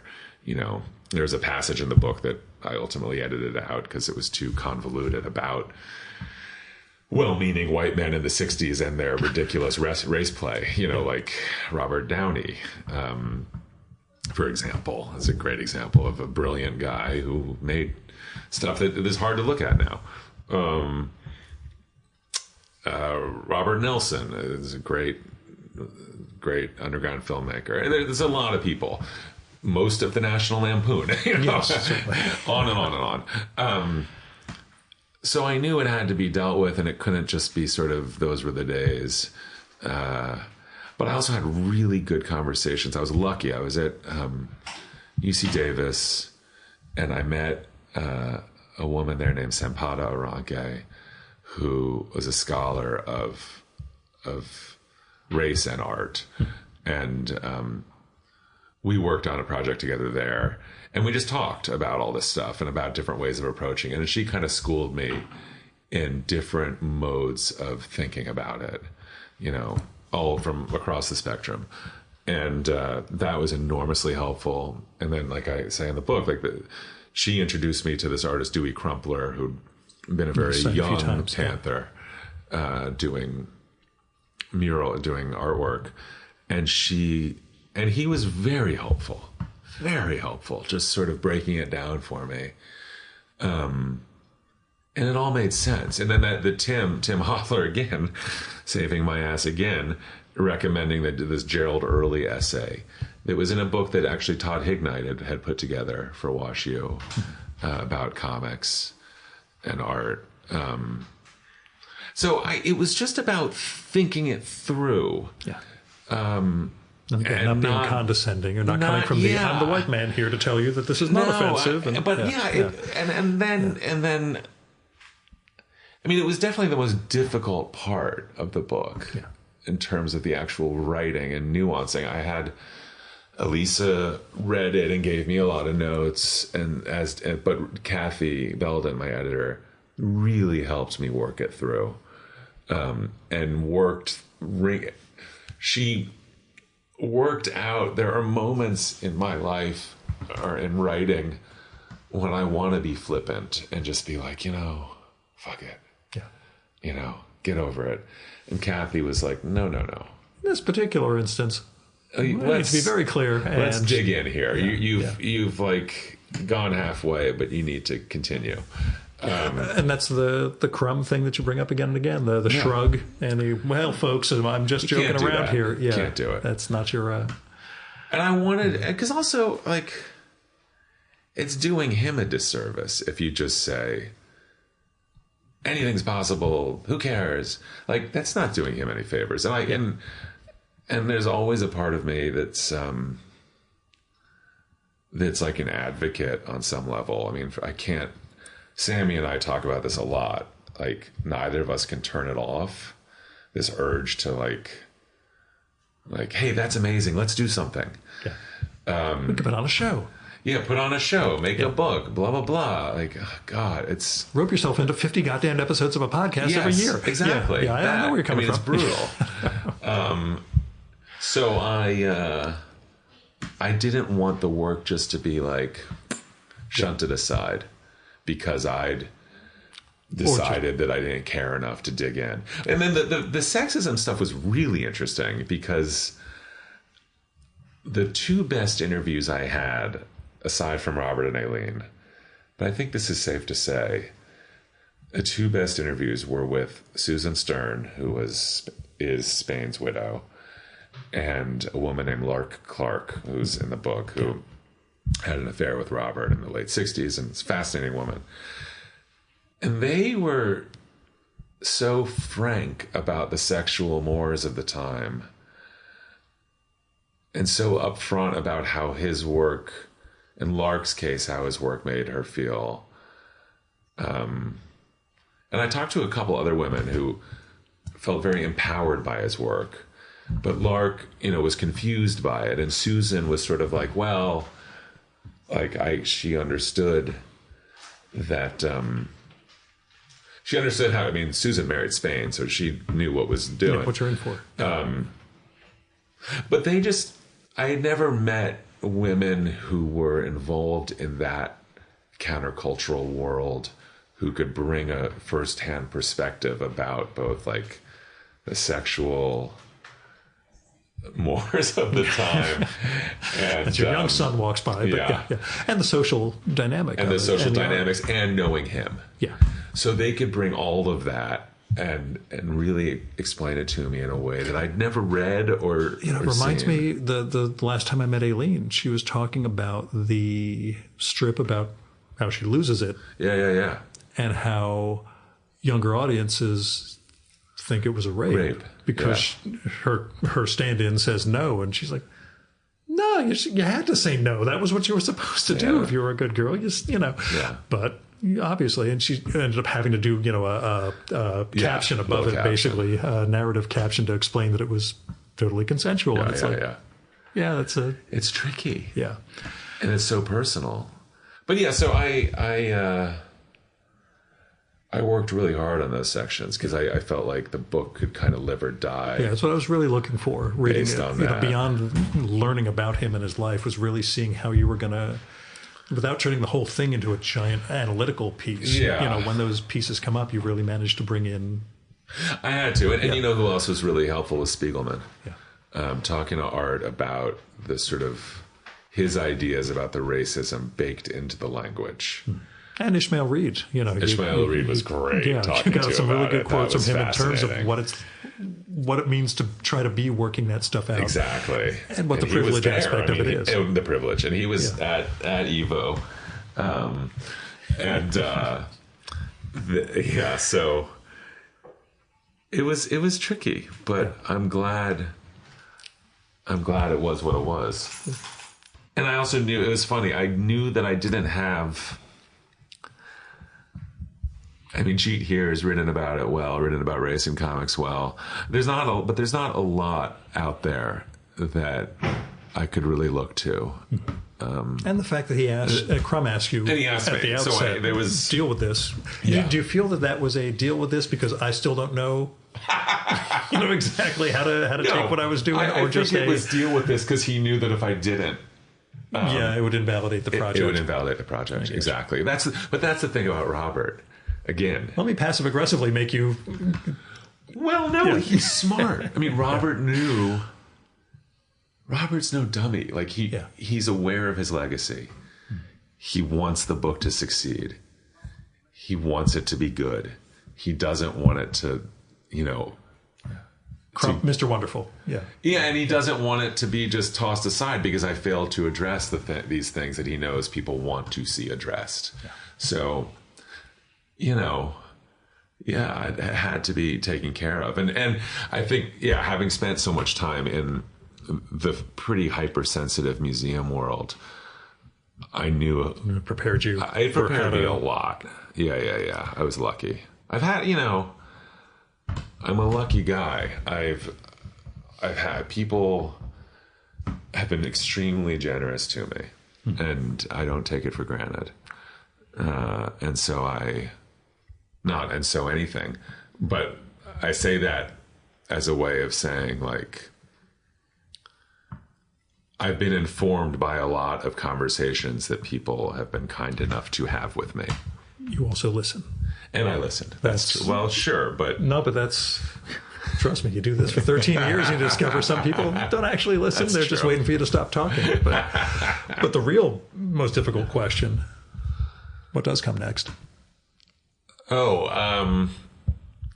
Without jinxing it or giving away something that somebody else is going to... I mean, by the time this airs, hopefully it'll be all wrapped up. There's a few things that come next. We'll start with the actual things, and then we'll talk about Howard Chaykin. What comes next immediately? It's sort of a crazy year. There is a thing I saw on your site about the large-scale rethinking of the art history of the 1960s at the Whitney coming in September. Even before that. Oh, geez, okay. Henry's bar mitzvah is April 5th. So first, there's the bar mitzvah. Then the book comes out, and then the Crumb will be here, and we'll do the thing at the 92nd Street Y. Then I'll go on tour. We were going to do a full tour together. He decided a couple weeks ago that he was only going to do New York. So I'm going, and New York will be great. It'll be me and him and Naomi Fry, and it'll be fun. Then I go on tour. The Whitney show is this large-scale rethinking of the art history of the 1960s, and it's the whole fifth floor of the Whitney. I've been working on that since 2017. Wow. They brought me in. So that was a case where the Whitney brought me into this show because of my expertise in Chicago and California art, and because of all the work I'd done that was... in shows and publications. So that was a project started by a guy named Scott Rothkopf, who's now the director of the museum. When he hired me, he was the chief curator, and a curator named Elizabeth Sussman, who's a wonderful, wonderful curator. And also Laura Phipps, who's another great curator and is my age, younger than me, but, she and I have worked really closely on it for many years now. And it's this 4-person curatorial team. So that opens in September. And that's over 100 artists and includes Crumb. And is really trying to correct... It's kind of like the final... It's not the final. I'm 48. But for now, it feels like a final culmination of work that started in a way with meeting Gary Panter and kind of having this expanded vision of what art history could be, and discovering the Chicago images, and then discovering what was out west in Northern California, and then discovering what was in Texas, and this sort of much more homespun, subject-based painting, drawing, sculpture, video, installation art that was neither pop nor minimal nor conceptual, but was this sort of third stream. and it's rooted in a show from '66 called The Other Tradition. It was a fascinating story that you would find really interesting. Actually, I'll send you a link to a piece that Scott wrote about it many, many years ago. I think you'd find it really interesting, actually, because it's the guy it's a guy named Gene Swenson who died in the late '60s, but he came up with this idea in this exhibition in '66. He was an openly gay critic and curator who famously, and this was not known for many years, I mean, for decades after he asked the question, but he started an interview with Andy Warhol in like '62 with something like, "So pop art is gay?" or something like that. Yeah. And that was kept under wraps until like 5 years ago. Anyway, fascinating character, Gene Swenson, such a brilliant guy. And he did this show in Philly called The Other Tradition that posited what if the dominant trend in post-war American art was not formalism, but subject matter? What if we were dealing with psychological and erotic states instead of trying to solve the problem of the picture plane? And, obviously it's not a binary, but it does come up in my Brian Doherty conversation. Oh, of course it does. Yeah, that sense of... Well, he was there for it. Yeah, absolutely. How the formalist and the AbX thing drives all the underground cartoonists out of art school, not realizing that while this stuff is, in a sense, CIA funded, it actually ends up resulting in the most subversive underground art form that America's ever had by accident. And I know I'm simplifying. That's a very interesting. I mean, there is that. Yeah. So a couple of them. That's a fascinating. So that's such an interesting thing. This sort of revolt against abstraction that these guys have, and I don't discount their experience, but I will say that there were far more options known to many people than they allow. For example, as early, in the early 1960s in Chicago, Jim Nutt wasn't driven crazy. Carl Worsom wasn't driven to underground comics. Like, if you were a certain kind of personality type, yes, you could see AbX as oppressive. Or you could swivel your head and look at enormously popular artists of that time, like Richard Lindner or Saul Steinberg, or any number of other figurative, Lester Johnson, Red Grooms, so many, Peter Saul. And you could sort of see other ways forward. Now, admittedly, you're going uphill. And I think in an art school context. In an art school context, it's tough. You want the training, and they're all telling you, no, figurative is, but that's passé. But to my mind, that has been wildly overstated. Gotcha. And also just looking at it historically, if you look at what was being shown in university galleries in the 60s, it wasn't AbX. Yeah. It just wasn't. It's not true. But I can see how it's a perfect boogeyman. Yeah, and for my goofy, ironic narrative sense, that all works. Yeah, because my kid could do that and all that bullshit. Yeah. But I'm like, I'm not a believer in a lot, but I'm like a real believer in art. So I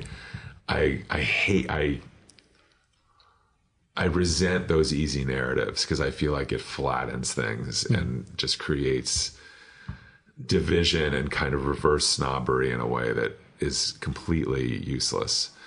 That said, but it looks good on you. What were we talking? No, I mean, I think Gene Swenson. Gene Swenson. So anyway, that show is rooted in this Swenson idea, but then it went fully national, and it's the idea that like surrealism was in the groundwater of American art. There's a whole surrealist moment in the 60s. That's why I think it's so funny that this idea that all those artists who were mostly educated in the 60s or like driven crazy by AbX, because surrealism was being shown widely all through the 60s. There's an art forum issue in 66 dedicated to surrealism. So, you know, if you pick up any art magazine from the 60s, you'll see like as much figuration as you'll see abstraction, which is so interesting. So this show is meant to be a corrective to the standard narrative of 1960s art history, to sort of broaden it by subject matter, but also by place, because we've decentered New York, and there's no center as it should be. So that's next, and we put the 400-page catalog to bed like a month ago. I'm sure juggling that and this. Oh God! It made you lose your hair. I'm just kidding. I did. It made me lose my hair and my mind a couple times. The next thing after, if I'm alive after the tour, is I've finished. You're gonna laugh. So insane that I'm going to do this, but I am going to do it. I finished a proposal that is going out next week to my editor. My agent is sending out next week to my editor, Jack Kirby, because Kirby has to be done. It hasn't been done, and There've been coffee table books. That's it. That's and one Ronan Rose book. About Kirby and Lee, but there's never been a full dress biography. And obviously, as with Crumb, there's been a huge amount published, an enormous amount published on Kirby. There's a bloody magazine, you know. But he hasn't gotten like the sort of. I'm thinking of the Schultz biography. He hasn't gotten that. He Yeah. hasn't gotten that. Yeah.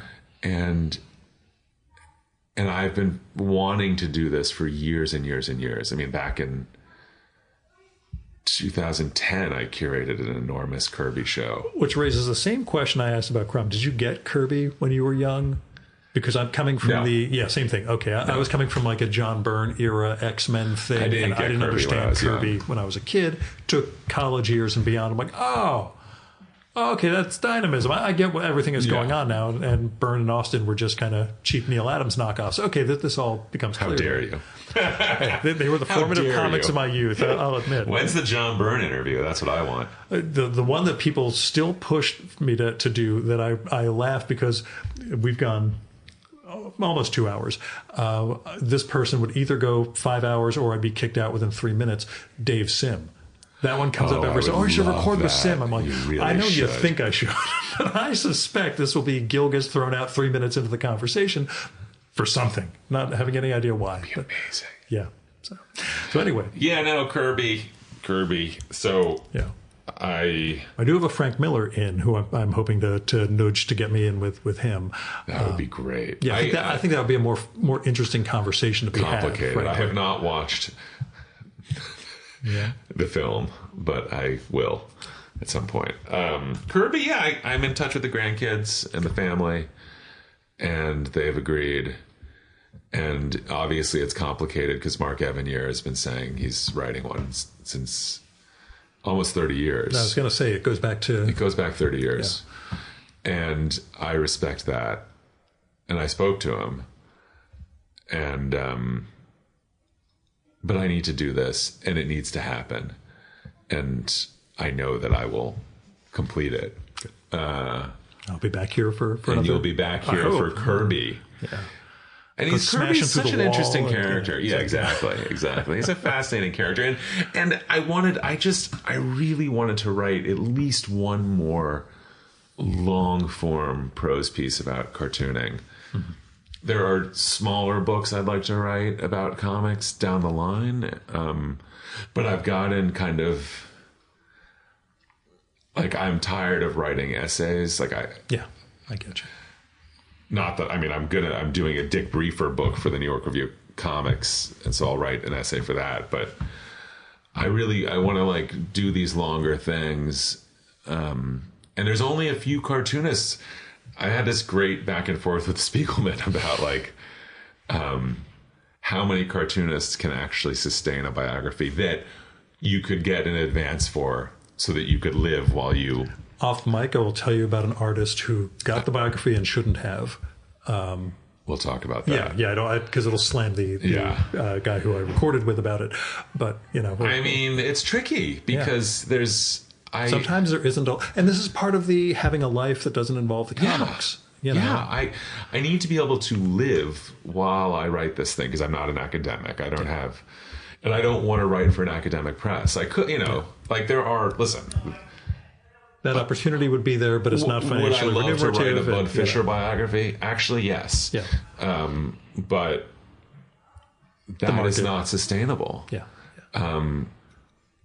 One day, I think it probably... One day, maybe there will be more grant-giving organizations that allow for this kind of thing. And I got 2 great fellowships for Crumb, but, you know, you can't count on that. And...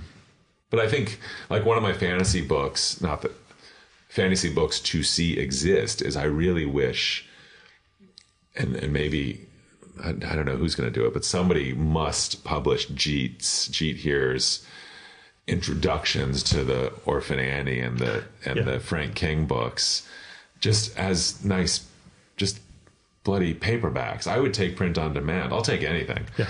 But if I have to sit with 10 volumes of Annie and like put one down, pick the other one up. Like, I just want those to exist so badly. That and a collection of R. Fiore's criticism. Then I can die happy. I will say, by the way, and this is something that's a regular thing on the show, but it's also tying back to our Comics Journal history. Because you remember with the Journal, they would always have the summer reading list thing. Oh, I love those. So my question to you... So absurd. Yeah, you know, every one of them would say Ulysses. And, you know, you're like, Steve Englehart, you're not reading Ulysses. Steve Englehart. No. Anyway, what are you reading? Steve Englehart. I knew you were going to ask this because I know... You've listened to the show. And you always hear me apologizing to every guest about it. It's so horrible. It's a brutal question. Currently I am reading The Oppermans, which is a book about a Jewish family in 1933. Cheerful. And I got onto it. It's German. It's translated from the German. It's a guy named Joshua Cohen edited it. Yeah, who did the Netanyahu's. Yeah. So that's how I got onto that. And I'm reading a Stephen King book, which is the second in that series. This one is called... I can't remember what this one's called, but I'm reading it. At least you cited something, but yeah. And those are the two books I'm reading right now. That's it. That's what I got. It's been a funny read. Oh, and last week I read the Lorne Michaels biography. Yeah. Which was great. And Last Good Comic? What's that? Last Good Comic? Last Good Comic? Last comic that knocked you out and said, oh my God, you have to read this to someone? The last comic that did that to my brain would be Final Cut. Charles Burns? Yeah. Actually, no. The last comic that did that to me would be Unwholesome Love by Charles Burns, because I read it after Final Cut. Unwholesome Love is the comic book. Yeah. That knocked me out. Loved it. Isn't it great still being able to have that experience, man? It's the greatest experience. So I'm going to let you go, but we're going to sit around and talk about lots of shit off mic. Okay. So, Dan, thanks so much for coming out. You and I have met too many times at festivals. There's always like a signing table between us or a merchandise table. We've never actually I think we got it out of our system, but we never actually got to. Now we're done. That's it. I enjoyed it. No, I mean, at those festivals, usually I'm so miserable that I just... this is the most cheery. I'll show you pictures I took of you in Santoro when I was taking pictures for Tom, where it always just, just brutal. That's why Frank always was there, as I had to have somebody there who could, lighten up a little bit. Who could lighten things up a little bit. That was not my favorite thing. But it's nice. Thank you. You're out of that circuit, although we can go over to Mocha after this. We'll see. We could. But man, thanks for coming on. Thank for you. The project of this book, man, because I wasn't sure, like I said, going with I know the documentary wasn't the complete Crumb. I wonder what is going to come from this book, and you really you evoke not just the personality, but the story, the times, and what it takes to make art, and to make art that didn't have a precursor in a sense. It's an amazing piece of work. So thanks. Thank you. Thank you.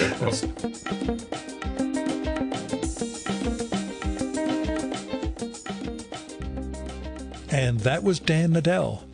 Go get Crumb, A Cartoonist's Life. It's out now from Scribner.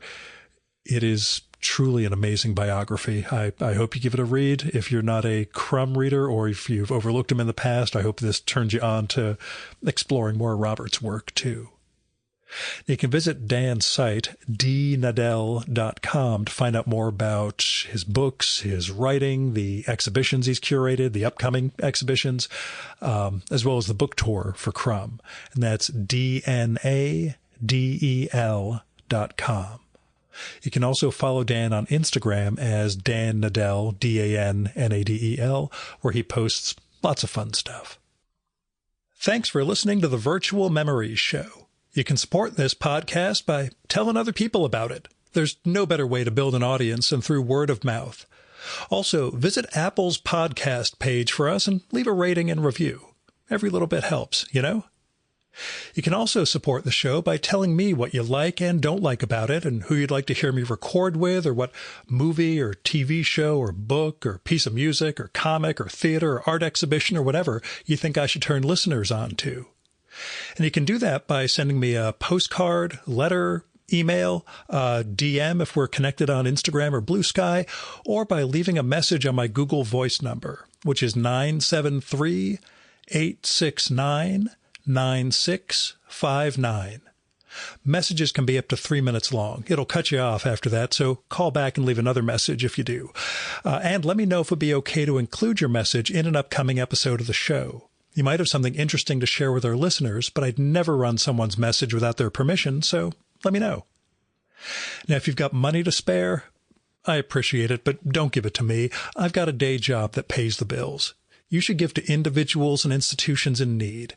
You can find people through GoFundMe, Patreon, Kickstarter, Crowdfunder, Indiegogo, all those crowdfunding platforms, where you'll find people who really need help just trying to make ends meet or get an artistic project going, covering medical bills or car payments or veterinary bills, and just a few dollars from you might make a real difference in their lives.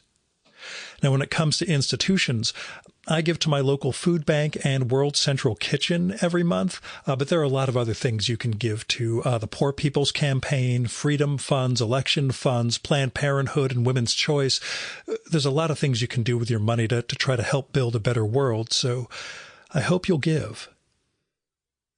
Now, our music for this episode is Fella by Hal Mayforth, used with permission from the artist.